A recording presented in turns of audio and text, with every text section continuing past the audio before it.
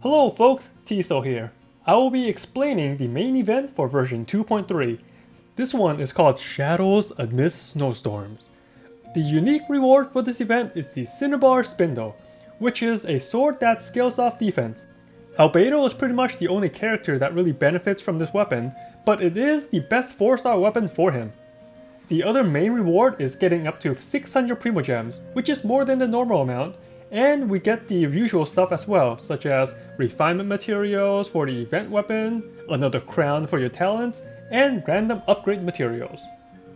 To participate, you need to be Adventure Rank 20 and have completed For a Tomorrow Without Tears. This event consists of 3 gameplay types. One is the story quest where you spend time finding out what Albedo is up to. The second part is the actual gameplay. That's the part I'll be talking about most in this video. And lastly, there's a short portion where you design a snowman or snowmen. Let me go over the snowman part first, since that's a lot shorter.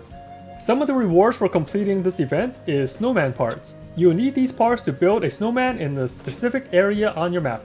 You can also gift extra parts to your friends and request them as well, similar to the flower event that just ended. However, if you do all the events anyway, the game will selectively give you the different parts needed to build full snowmen. Just give them one of each body part to complete the requirement. In total, you will need to build 4 snowmen to get all the rewards. Now that's out of the way, time for the gameplay part. The gameplay has 3 types as well, but instead of unlocking one phase at a time, you get to do all 3 from the start. Then you will need to wait a couple days for more sections to unlock, but for this event, you can actually wait until the end to do everything all at once if that's how you like to do things. This gameplay part has 3 event types. The 3 types are 1. A timed obstacle course, 2. An ice cube melting course, and 3. A combat section. Let's start with the obstacle course. This one is pretty easy overall. Just follow the path of coins and grab all the glowing stuff. These courses have 2 types of power-ups. The green boots gives you 1 super jump to go over obstacles, and the yellow orb will let you break icicles that you touch. So when you get that buff, run into the glowing ice pillars since they contain coins inside them. The brown flowing spheres are supposed to blind you, but it barely lasts half a second, so you can just ignore those as well and run into them. Also, if you want an extra edge, you can bring 2 enable characters, Kaya or another character that reduces sprint stamina, and Rosaria for the extra speed at night. But that's not really needed. You can get over 30,000 points and get all the rewards pretty easily anyway. The shortest and easiest gameplay type is the icicle melting one. You just need to melt the 8 ice cubes in the quest area.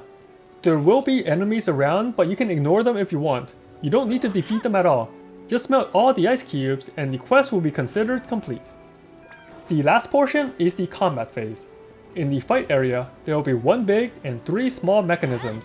You can start the event at any time by interacting with the big one, but it becomes much easier when you activate the smaller ones first. You can power up the smaller mechanisms by hitting them while you have a Scarlet Quartz.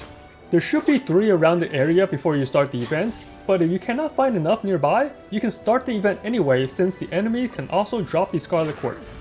When you have all 3 lit up, your sheer code gauge will slowly go down and the enemy will lose their buff, so it makes the fight a whole lot easier. And that's all the major parts for this event. You get some story, participate in Build-A-Bear, and have some gameplay as well. It should not take that long to complete all these, so you can take your time and enjoy instead of rushing. Just try to do enough to at least get the 600 Primogems. Anyway, thanks for watching. Hit that thumbs up if this is helpful, and as always, have fun out there, traveler.